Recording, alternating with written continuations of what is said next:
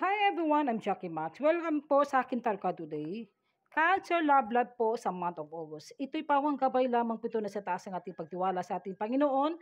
At reminded po sa aking mga readings, ito ay general reading lamang po ito at hindi po lahat makaresonate sa mga cancer. Kung nila po ako man sitwasyon kung ano po nakaresonate sa guys at pwede po ma-resonate mag-resonate sa guys. Hello, welcome po. At hello Cancer.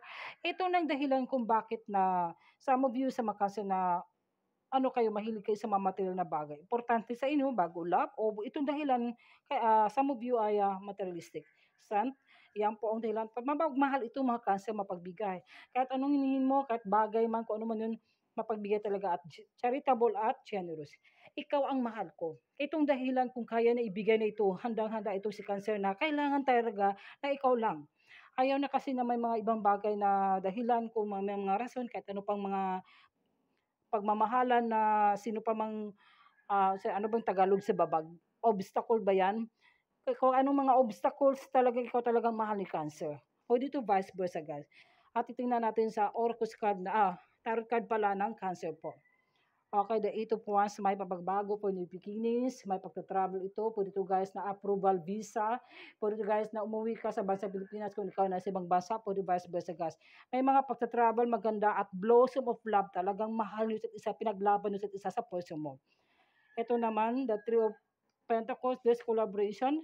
Some of you na nagkaroon ng gipit ng financial, pero na ano mo rin, na-resolve mo itong problema to. Gusto mo kasi may mga kasal, sa kaso ng document papers, kung ano man ito, kaya nagta-travel ka na, gusto mo ito pa rin mo mga pangako, ito sa person mo. The Prince of Swords, some of you, may mga curiosity to guys, may mga sismo-sismosa, hayaan mo na yan, at ipagdasal lamang ito, at wag niyo sabihin sa mga tao na hindi pagkatiwalaan, piliin mo yung tao na kailangan ay yung totoo sa inyo guys. Page of Swords, minsan kasi ayaw mo nakasalay sa social media, at some of you naman, someone who stalking you, hindi ko alam itong past person mo na tinitinang ka, sa FB, sa Instagram, kung saan man ito.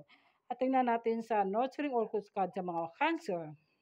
You are a healing. Okay, pwede ikaw itong person mo talagang nakakaroon ng healing sa love life.